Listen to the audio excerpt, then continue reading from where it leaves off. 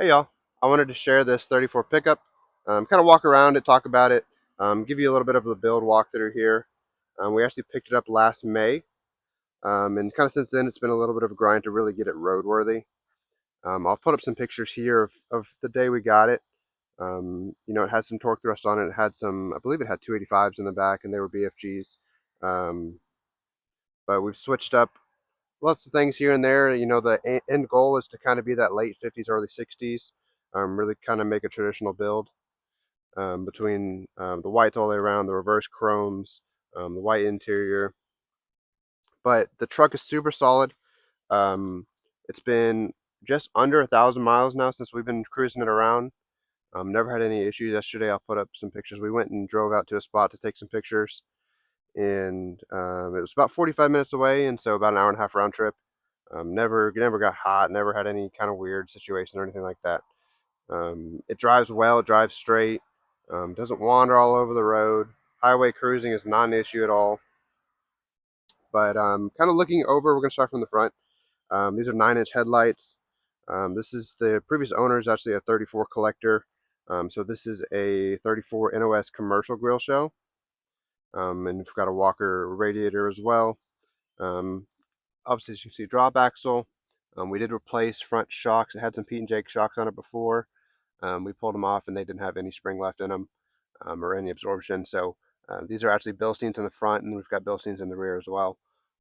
Disc brakes up front. These are GM calipers. There's your Walker radiator. Does have a Vega style steering box with cross steer. It did have some Mammoth headers on it before, or I guess they'd really be manifolds. So they just kind of went down in between the frame. These are actually chrome headers. As you can see, they've kind of colored over time. And then down here, we've got your other, if you wanted to route your exhaust and put the caps on, it does go back past the rear axle and it dumps right after the rear axle. But pretty much from the outside, it's fully seated in terms of this is all TIG welded.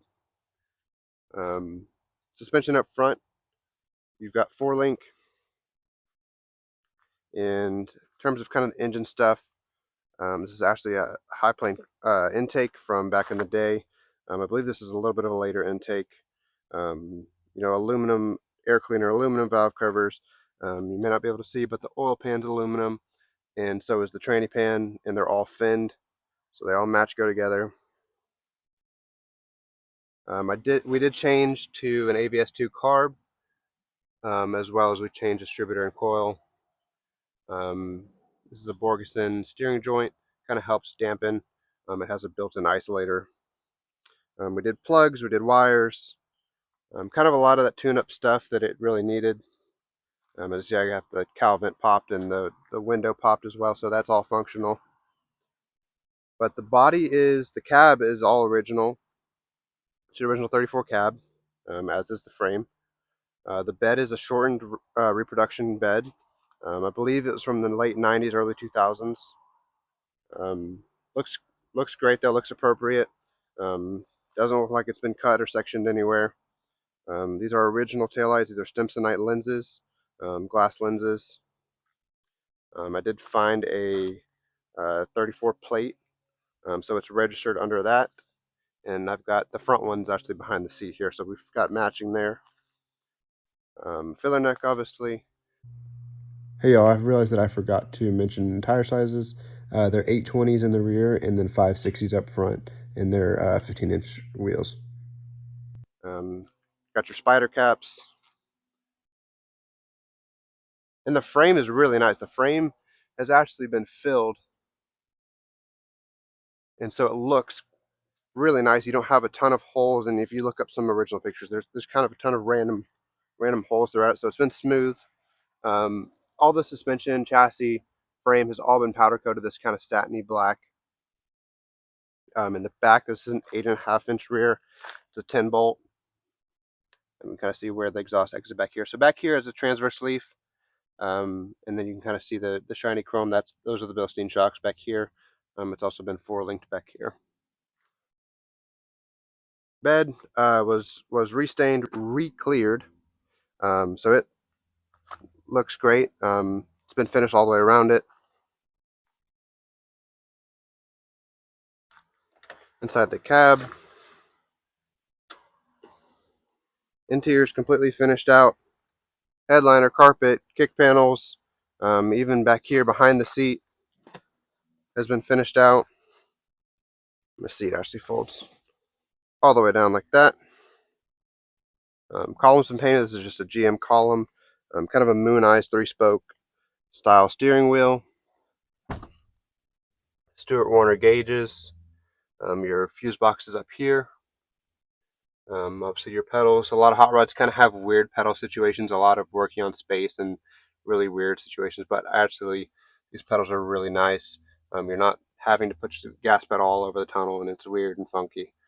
I'm actually 6'2", almost 6'3", about 200 pounds, and I ride comfortably. Don't have an issue with leg room or headroom. If anything, I can wear whatever hat I wanted to and I wouldn't be bumping into the roof. These are kind of your adjustments for your window pop out. All you do is you loosen your set screw and fold the windshield back in. Everything seals. Has a rubber seal, as well as the Calvin, obviously. Definitely very helpful. Today it's roughly 95 degrees in Texas, so definitely cruising with the windows down. This carb does have an electric choke.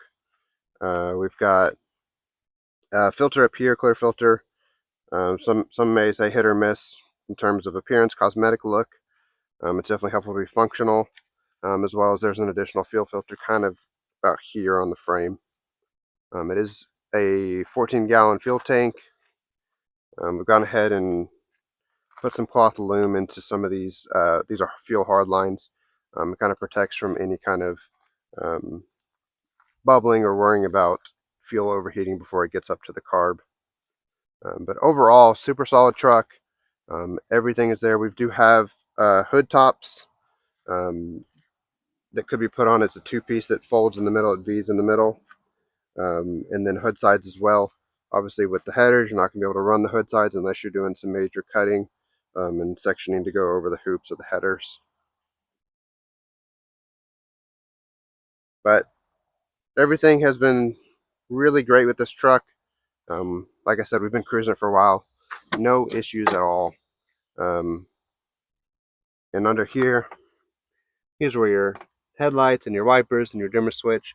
There's actually also a battery cutoff down here. So if we give power, so you will hear the pump. That's the vacuum pump for the brakes. It doesn't stay pumped up or always go where like an electric fuel pump, anything like that. Pretty much once it's pumped up, you're pretty much good to go. But everything is super solid. I'll give it a pump. Turn the key.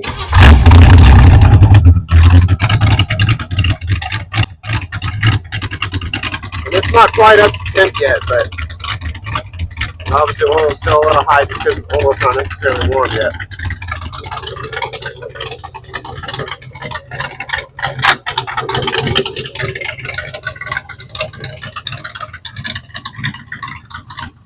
But it's got a good mild little top. Block was actually bored 60 over, so there's 60 over pistons. In park, as you saw, it's basically 700, 750. When you're in drive, maybe 550, 600. Yeah. Runs great. Drives great.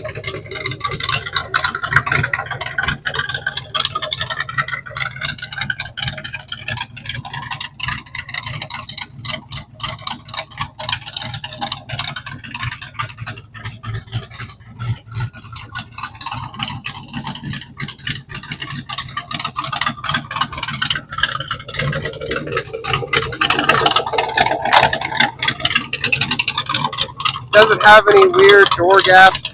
Everything lines up with the belt line. It doesn't sag. Belt line down here.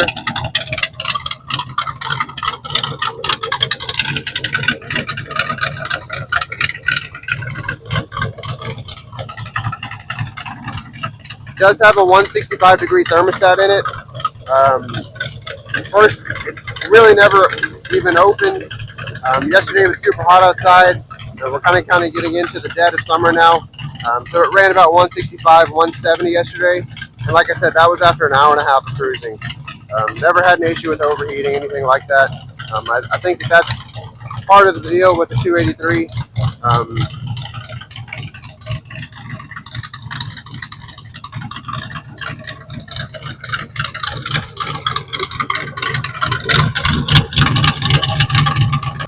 so it may be a little hard to hear me in here, but slowly getting up to tempo. Go for a little cruise. Like I said, we're at 860. Previous owner said that the motor basically had 600 or 700 so of break-in miles. I don't think there's any way that in the state that we got it in, it wasn't running good enough for them to put that many miles on it. So I'm going to say that it's even less than that. But all your gauges are matching Stewart Warner. They're not mixed match. They have the same Stewart Warner logo. Obviously, the alternator's charging.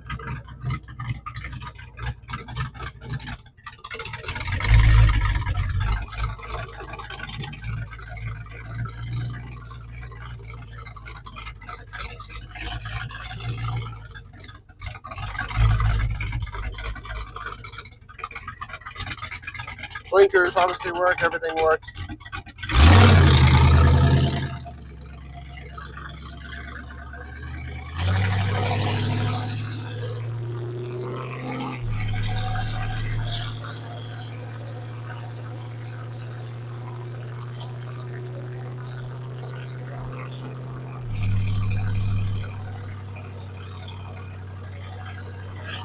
Track straight. Really good oil pressure.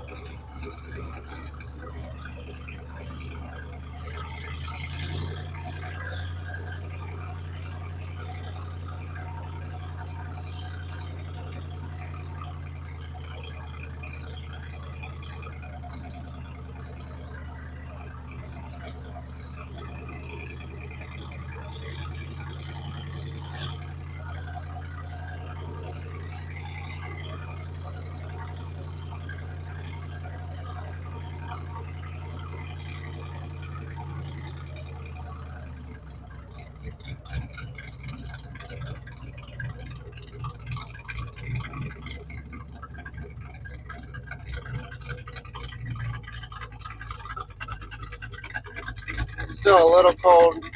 Kind of getting up to 150 here, but see where your idle is. Drive.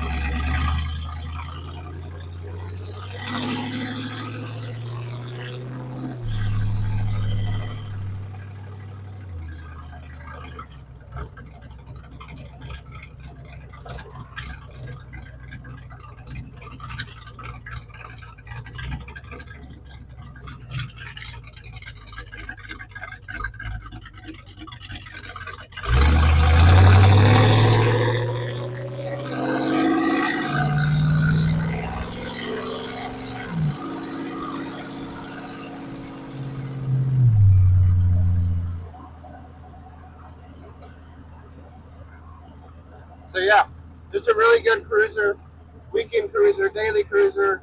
Um, really no issues, drivability. Pump the gas, turn the key. So I actually just pulled back into the garage here. Um, kind of just wanted to give some final remarks.